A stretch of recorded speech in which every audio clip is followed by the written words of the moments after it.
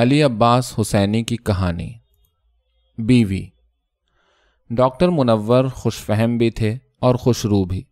27 برس کا سن، چڑھتی جوانی، آکسفورڈ کے BSc، لیڈز کے PhD، لندنی فیشن کپڑوں میں، کرزنی وضع چہرے کی اور شوپنہارو ڈارون کے نظریے دل و دماغ میں، پھر اس پر خلیق، خوش گفتار بھی، خوش رفتار بھی، جامہ زیب بھی۔ ماں باپ یورپ سے واپسی کے پہلے ہی مر چکے تھے۔ تقریباً 1 لاکھ کی جائیداد ملی تھی۔ نہ کوئی بھائی تھا نہ کوئی بہن تھی۔ بزرگوں میں لے دے کے ایک رشتے کے چچا ہوتے تھے، وہ بھی ملازم تھے، کار پرداز تھے، اتالیق نہ تھے۔ خردوں یا برابر والوں میں جو کچھ بھی کہو، ایک اللہ کی بندی سلمہ تھی۔ وہ شرع و آئین کی روح سے بیوی تھی، اس لیے کہ عقد ہو چکا تھا، مگر رسم و رواج کی بنا پر اب تک غیر محض تھی، اس لیے کہ بیاہ نہ ہوا تھا۔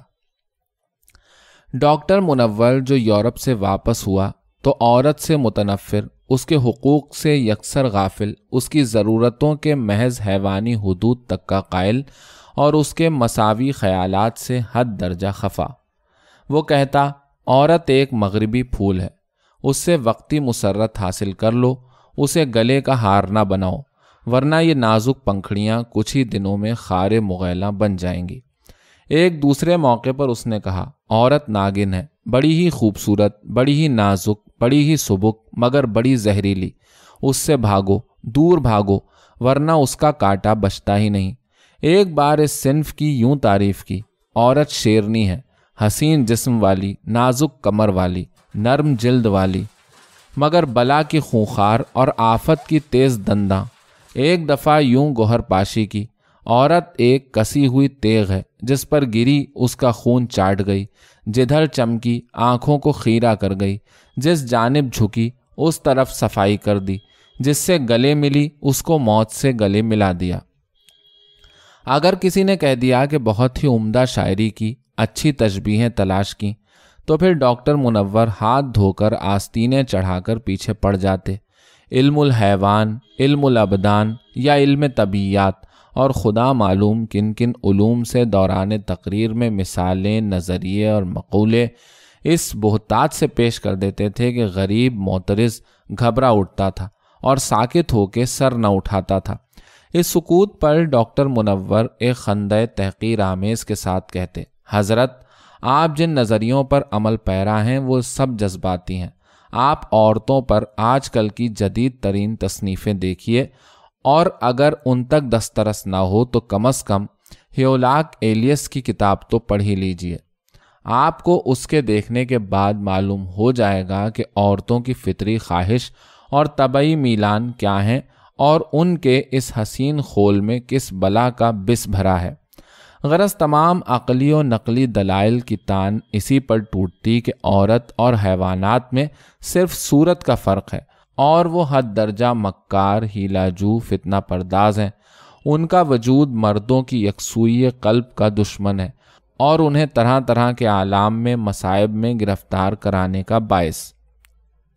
جب اس طرح کے خیالات ہوں، ماں باپ سر پر نہ ہوں، کوئی دبانے والا بزرگ خاندان میں نہ ہو اور روپیہ وافر ہو، تو عقد کے سورہ اخلاص پر بیاہ کا جزودان کیوں کر چڑھایا جا سکے؟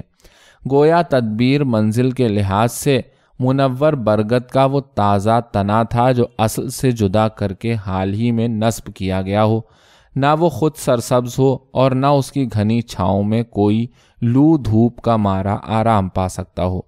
یورپ کی ہوا کھایا ہوا مسافر جس طرح 200-400 ٹائیاں اور کئی درجن جوتے ساتھ لاد لاتا ہے، اسی طرح قصوں، کہانیوں، چٹکلوں اور لطیفوں کا بھی ایک ذخیرہ اس کے ہمراہ ہوتا ہے۔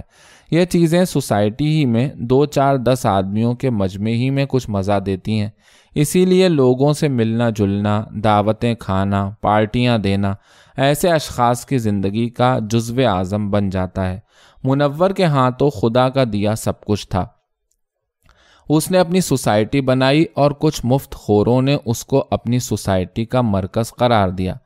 گھر پر دعوتیں ہوتی، چائے پارٹی ہوتی، برج ہوتا، فلیش ہوتا، شطرنج ہوتی، باہر موٹر پر ہوا کھائی جاتی، سینما دیکھا جاتا، تھیٹر کی سیر ہوتی اور گھڑ دوڑ میں بازیاں لگائی جاتی۔ صاحبیت کی یہ سب بدیہی نشانیاں ہیں اور امارت کی یقینی علامتیں۔ بھلا ایک یورپ زدہ سرٹیفکیٹ یافتہ BSc PhD ان سے کیوں کر اعتراض کر سکتا تھا؟ پھر بھی انہیں یار دوستوں نے 2-4 بار سلسلہ گفتگو میں گھر بسانے اور شادی کی رسم ادا کرنے کی ترغیب دی۔ منور نے تیوری چڑھا کر جواب دیا، میں ایسا بے وقوف نہیں، اپنی آزادی کیوں کھو دوں اور مفت کی بلا کیوں مول لوں؟ ناموس کی عزت کا خیال دلایا گیا تو سختی سے جواب ملا، جب میں سلمیٰ کو اپنی ناموس اور عزت سمجھوں جب تو پھر عصمت و عفت اضافی چیزیں ہیں، میرے نظریے اور اصول ہندوستانی نہیں، مجھے ان چیزوں کی پرواہ نہیں۔ عورت کی ضرورت، اس کی خدمت، اطاعت، ہمدردی، انسانیت، ایثار اور بے نفسی کا کون ذکر کرتا؟ وہ بار بار ان تمام امور کا مضحکہ اڑا چکا تھا، بار بار ان کی تردید کر چکا تھا۔ پڑھا جن تھا اس کے منہ کون لگتا؟ یارانے طریقت کو اس کی کیا پڑی تھی؟ ان کا فائدہ بھی اسی میں تھا کہ منور یوں ہی بن بیاہ رہے۔ شادی ہو جانے، بیوی آ جانے پر خدا جانے کون کون سے شوق ترک کر دے۔ ممکن ہے بیگم صاحبہ اخراجات میں قط و برید شروع کر دیں، برج بھی بند ہو جائے اور بسیں بھی چھوٹیں اور ریسیں بھی چھوٹیں۔ تفریح کی جگہ بیوی کے رخ انور کی زیارت ضروری ٹھہرے، تھیٹر کے کھیل کے عوض بچوں کا کھیل زیادہ پسند آئے اور سنیما کی چلتی پھرتی تصویروں کی جگہ گھر والی کے خرام ناز کا تماشا ہونے لگے۔ اسی لیے سب خاموش ہو رہے۔ منور کے خسر کے دل کو لگی تھی۔ انہوں نے پہلے اس کے کار پرداز چچا کو بلا کر کہا۔ انہوں نے ڈرتے ڈرتے ذکر کیا، ڈانٹ دیے گئے۔ گو بزرگ تھے لیکن ملازم بھی تھے، اپنی روٹیوں کا پاس کر گئے۔ کون پیٹ پر ٹھیکرے باندھ کے نکلنا پسند کرتا ہے؟ لگی ہوئی نوکری آج کل زندگی کے برابر ہے۔ کس کے سر پر اجل کھیلتی ہے کہ وہ اصول کے لیے ملازمت کو بازیچہ اطفال بنائے؟ اس لیے چچا نے زبان بند کر لی اور منہ سی لیا۔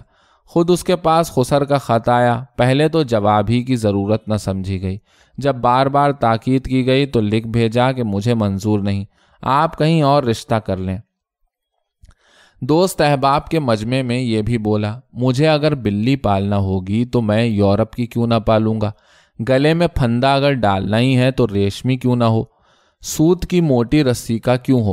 پھر ڈھیلے کی ہانڈی انسان لیتا ہے تو دیکھ بھال اور ٹھوک بجا کے، نہ کہ اتنا بڑا سودا اور وہ بھی مرحوم والدین کی مرحوم خواہش کی بنا پر۔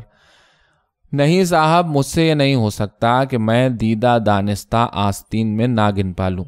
خسر نے مہر کے دعوے کی دھمکی دی۔ اس نے لکھا کہ میں اس کے لیے بھی تیار ہوں۔ سلمیٰ نے سنگن پالی۔ وہ غریب بے زبان خدا سے لو لگائے بیٹھی تھی۔ منور کے کارنامے، اس کے نظریے دور دور تک مشہور تھے۔ وہ سب کچھ سن رہی تھی، مگر ہندوستانی تھی، شریف تھی۔ منور کے الفاظ میں غیر مہذب تھی اور عرفاً بن بیاہی تھی۔ اس کی زبان نہ کھل سکتی تھی۔ وہ اپنے منہ سے ہاں نہیں کچھ نہ کہہ سکتی تھی۔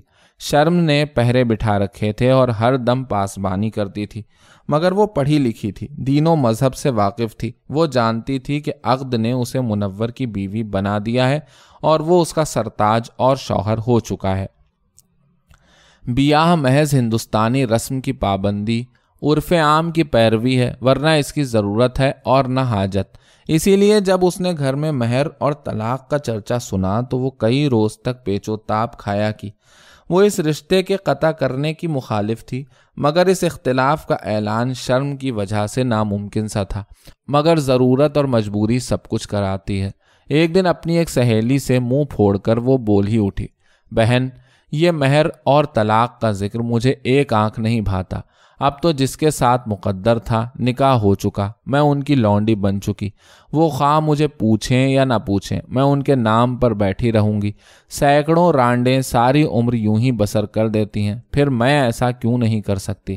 تم کسی طرح اس بات کو ابا جان کے کانوں تک پہنچا دو کہ اگر طلاق کا پھر کسی نے نام لیا تو میں کچھ کھا کے سو رہوں گی، مجھ سے یہ رسوائی نہ سہی جائے گی۔ منور کے خسر بیٹی کا ایما پا کے خاموش ہو رہے۔ ان کے لیے یہ رشتہ عذاب جان تھا۔ داماد حد درجے آزاد، بیٹی حد درجے کی شریف، نہ جائے ماندن نہ پائے رفتن۔ منور کے ساتھ شادی کیا تھی؟ سانپ کے منہ کی چھچھوندر تھی، نہ نگلتے چین نہ اگلتے۔ ڈاکٹر منور یوں ہی شوپنہار کے فلسفے پر گامزن انڈے، مٹن، چاپ، پڈنگ اڑا رہے تھے کہ بلائے ناگہانی کی طرح مکھن میں چیچک کے جراثیم کہیں سے آ نکلے اور صاحب کے ٹوسٹ کے ساتھ نازک ایشیائی جسم میں پہنچ گئے۔ دوسرے ہی دن دانے ابھرے اور وہ بھی اس کثرت سے کہ جسم میں تل دھرنے کی جگہ نہ رہی۔ سوسائٹی کے اراکین نے یہ سنتے ہی بنگلے کے سامنے والے بکس میں کارڈ چھوڑے اور اپنے اپنے گھروں میں ٹیکے لگوا کر بیٹھ رہے۔ انٹا، برج، فلیش سب یک قلم موقوف ہو گئے۔ ڈاکٹر نے معائنہ کرتے ہوئے قرنطینہ کا حکم دیا۔ گھر میں عورتیں نہ ہونے کے باعث کرائے پر نرسیں بلائی گئیں۔ بڑی بڑی فیسیں لے کر سفید وردیاں ڈٹ کے تانگوں پر موٹروں پر لد کے صبح شام آنے لگیں، مگر روپیوں کا لالچ اور خدمت مرضع کی تعلیم دلی خلوص اور سچی ہمدردی کی جگہ نہیں لے سکتی۔ نرسیں وقت پر دوا دے سکتی تھیں مگر مریض کی نگرانی نہ کر سکتی تھیں۔ ڈاکٹر کے احکام کی پابندی کر سکتی تھیں مگر ان کا دل منور کے درد سے دکھتا نہ تھا۔ ان کو اس کے جسم کے چھونے سے احتراز تھا، انہیں اس کے مرض سے گھن آتی تھی۔ حق تو یہ ہے کہ ان کے دل کو نہیں لگی تھی، ان کا سہاگ منور کے دم سے نہیں قائم تھا۔ البتہ جب سلمہ نے منور کی حالت سنی تو وہ بے تاب ہو گئی۔ حجاب و شرم کا دامن اس کے ہاتھ سے چھوٹ گیا۔ برق بیتاب کی طرح اپنی جگہ سے اٹھی اور ماں کے قدموں میں جا کے گر پڑی۔ دونوں خوب لپٹ کے روئیں۔ بیٹی نے رکتے رکتے ایک ایسی بات کی خواہش کی جو آج تک ہندوستان میں کبھی نہیں ہوئی تھی۔ وہ اس پر مچلی تھی کہ وہ بن بیاہی اپنے شوہر کے پاس اس کی خدمت کرنے جائے گی۔ ماں نے سمجھایا، گھڑکا، ڈانٹا مگر اس نے ایک سماعت نہ کی۔ وہ کہتی بجھتے ہوئے چراغ کی آخری لپک بن دیکھے نہ رہوں گی۔ رنڈاپا قسمت میں ہے، رسوائی مقدر میں، مگر آخری خدمت کی حسرت دل میں کانٹے کی طرح ہمیشہ کھٹکے گی۔ دنیا جو چاہے کہے، اب میں نہ مانوں گی، جاؤں گی ضرور۔ آخر مجھے بھی ایک دن خدا اور رسول کو منہ دکھانا ہے یا نہیں؟ میں انہیں کیا جواب دوں گی؟ سود کی رسی پتھر پر خط ڈال دیتی ہے۔ ماں کا دل تھا موم کا، بیٹی کی منتوں سے کیوں نہ پسیجتا۔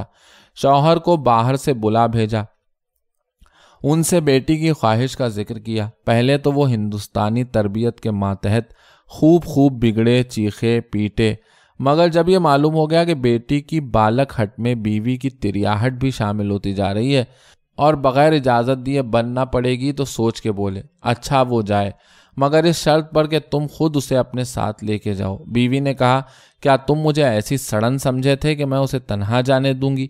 میاں منور بیمار ہوں یا اچھے، سلمہ جائے گی انہی کے گھر، اپنی سسرال، وہ بھی پہلی مرتبہ۔ پھر اس گھر میں نہ کوئی بڑی بوڑھی ہے اور نہ سنتی ہوں کہ کوئی عورت ذات، خدا جانے کیا پڑے کیا نہ پڑے۔ وہ بھلا تنہا ایسے مکان میں کیسے جا سکتی ہے؟ میاں نے ذرا نرم ہو کے کہا، ہاں میرا یہی مطلب تھا کہ اسے تنہا وہاں نہ جانا چاہیے، اور باہر چلے گئے۔ ایک ہی شہر کا تو معاملہ تھا۔ ماں بیٹی دونوں گاڑی پر سوار ہو کے دو مامائیں ساتھ لے اسی وقت منور کے ہاں پہنچیں۔ گھر میں کوئی عورت تو تھی ہی نہیں۔ ان دو پردہ دار عورتوں کے پہنچ جانے سے اچھی خاصی چہل پہل ہو گئی۔ سلمہ کی ماں تو قیام و طعام کے انتظام میں مصروف ہوئیں اور سلمہ ادھر شوہر کے کمرے میں داخل ہوئی۔ رونمائی کی رسم یہیں نرس کے ذریعے انجام پائی، مگر یہ عجیب طرح کی بات تھی کہ اس وقت دلہن صورت دیکھنے آئی تھی اور دولہا آنکھیں بند کیے پڑا تھا، بلکہ اسے تن بدن کا بھی ہوش نہ تھا۔ ڈاکٹر منور ایک نواڑ کے پلنگ پر لیٹا کرا رہا تھا۔ قریب سارا جسم عریاں تھا۔ ایک ململ کا دوپٹہ جسم پر ڈال دیا گیا تھا۔ کمرہ گندھک سے بسا ہوا تھا۔ باوجود حد درجے احتیاط کے دو چار مکھیاں پلنگ کے قریب بھن بھن کرتی اڑ رہی تھیں۔ مریض کی صورت اس قدر بھیانک تھی کہ دیکھنے سے ڈر معلوم ہوتا تھا۔ انگریزی بال سر کے دانوں کی وجہ سے مونڈ دیے گئے تھے۔ کرزنی چہرے پر داڑھی اور مونچھ کے بال ناہموار طور پر نکلے ہوئے تھے۔ سارے جسم پر ورم تھا۔ ناک کا بانسا سوج گیا تھا۔ پلکیں پکی ہوئی تھیں۔ ہاتھ پاؤں، ہر عضو، ہر بنے منہ دانوں اور زخموں سے ڈھکا ہوا تھا۔ سلمہ نے پہلی بار شوہر کو اس حیت میں دیکھا۔ اس نے جو خیالی تصویر اپنے دل میں بنا رکھی تھی یا جو حلیہ اس سے دوسروں نے بیان کیا تھا، اس میں اور اس زخموں سے پھولے سوجے متورم مجسمے میں اتنا تفاوت تھا کہ چند منٹ تک اس کا یہی جی چاہا کیا کہ وہ چیخ مار کر بھاگ جائے، مگر سدھا پشت کی تربیت کا خون میں جو اثر تھا اور بچپن سے شوہر کی اطاعت اور خدمت کی جو تعلیم دی گئی تھی وہ اب کام آئی۔ وہ ایک بار کانپی، اس کی آنکھوں کی پتلیاں پھیلیں اور سمٹیں اور اس کی مجا پر آنسو چھلک آئے۔ پھر وہ لڑکھڑاتی ہوئی شوہر کے پلنگ کی طرف بڑھی۔ نرس نے روکا، سلمہ نے اس کا ہاتھ جھٹک دیا اور پلنگ سے مل کے فرش پر بیٹھ کے شوہر کا منہ تکنے لگی، گویا اس بگڑی ہوئی صورت میں خیالی تصویر کے آثار ڈھونڈ رہی تھی۔ پھر دفتن چونک پڑی، دستی پنکھا اٹھا لیا۔ شوہر کے جسم سے مکھی جھلتی جاتی تھی، اپنی آنکھوں سے آنسو بہاتی جاتی تھی اور منور کے خشک لبوں پر برف کے چھوٹے چھوٹے ٹکڑے رکھتی جاتی تھی۔ نرس بڑے غور سے اس سما کو دیکھ رہی تھی۔ اسے ایسا محسوس ہوا جیسے منور کی زندگی اب خطرے سے نکل گئی، اس لیے کہ اب مرض اکیلا تھا اور اس کے مقابل ایک کی جگہ دو روحیں۔ وہ اطمینان سے مسکرائی۔ اس نے ایڈگر ویلس کا ایک ناول اٹھا لیا اور مریض و مرض سب کو بھول کر وہ اس میں غرق ہو گئی۔ تیمارداری کا بوجھ اب دوسرے کاندھوں پر تھا، وہ سبکدوش تھی۔ سلمہ کے آنے کے دوسرے دن سے مرض کا زور گھٹنے لگا، آہستہ آہستہ زخموں میں کھڑن پڑے اور مرض منور کی آنکھوں سے نور ہدیتاً لے کر اور چہرے اور جسم پر بہت سے داغ اپنی نشانی کے طور پر چھوڑ کے چلا گیا۔ ہوش و حواس درست ہوتے ہی ڈاکٹر منور نے اس حس کی کمی کو محسوس کیا۔ مزاج میں توکل اور صبر نہ ہونے کی وجہ سے اس نے آنکھوں کے جانے کا بڑا ماتم کیا۔ کئی وقت غذا نہیں کی، بات بات پر ہائے آنکھیں، ہائے میری آنکھیں کہہ کے چیخ چیخ کے رویا۔ سلمہ کئی دن تک زبان بند کیے رہی، مگر جب اس نے دیکھا کہ بے صبری حد سے زیادہ بڑھی جا رہی ہے تو تسکین دینے والے لہجے میں بولی، خدا کو یوں ہی منظور تھا، اب اتنا رنج فضول ہے۔ منور نے آج پہلی دفعہ ایک نئی دلکش اور سریلی آواز سنی، پوچھا کون؟ سلمہ کے حلق میں کانٹے پڑ گئے۔ اس نے کئی مرتبہ زبان خشک ہونٹوں پر پھیری، رک رک کے بولی، آپ کی لونڈی سلمہ۔ منور نے تعجب سے پوچھا، تم کیوں کر یہاں آئیں؟ سلمہ نے آہستہ سے کہا، اماں کے ساتھ، آپ کی خدمت کرنے۔ منور کی بے نور آنکھیں اس جواب پر کھل گئیں۔ اللہ اکبر!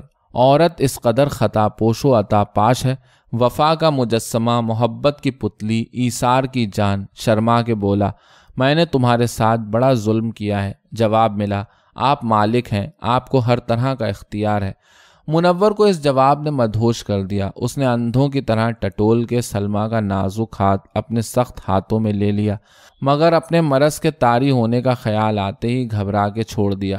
سلمہ نے شرماتے شرماتے خود ہی ہاتھ بڑھایا اور وہ منور کی جھائیں کی سی کھرکھری ہتھیلی اپنے کنول سے نرم ہاتھوں سے سہلانے لگی۔ منور نے کہا، ہائے، تمہیں اب میں نہیں دیکھ سکتا۔ نہایت ہی شینی لب و لہجے میں جواب ملا، نہیں، اب بھی آپ دیکھ سکتے ہیں۔ منور نے پوچھا، کیسے؟ سلمہ نے کہا، دل کی آنکھوں سے۔ منور کے ہونٹ کانپنے لگے، پیشانی پر خجالت کا پسینہ جھلک آیا۔ تھوڑی دیر بعد وہ بولا، نہیں نہیں سلمہ، تم کو مجھ سے طلاق لے لینا چاہیے۔ میں پہلے روحانی طور پر اندھا تھا، اب جسمانی حیثیت سے بھی ہوں۔ میں تمہیں اپنی لکڑی نہ بناؤں گا۔ سلمہ نے بڑی محبت سے کہا، آپ اس طرح کی باتیں نہ کریں، مجھے رنج ہوتا ہے۔ بیوی شوہر سے علیحدہ نہیں ہو سکتی، دونوں ایک دوسرے کے سہارے۔ منور نے قطع کلام کر کے کہا، مگر میری آنکھیں۔ سلمہ نے بڑی محبت سے کہا، آپ اپنی آنکھوں کا کیوں بار بار ذکر فرماتے ہیں؟ پہلے بھی دو تھیں اور اب بھی ہیں۔ منور خاموش ہو گیا، مگر سلمہ کے ایثار اور قربانی نے اس میں دبے ہوئے جذبات شرافت کو ابھار دیا تھا۔ خودی کے مد میں جو غیرت و حمیت کے پہاڑ ڈوب گئے تھے، وہ اب بے خودی کے جزر میں سطح پر آ گئے۔ اس نے پھر گھبرا کر کہا، نہیں نہیں، یہ زندگی بھر کا ساتھ ہے، میری سی سیرت و صورت کے آدمی سے نباہ محال ہے۔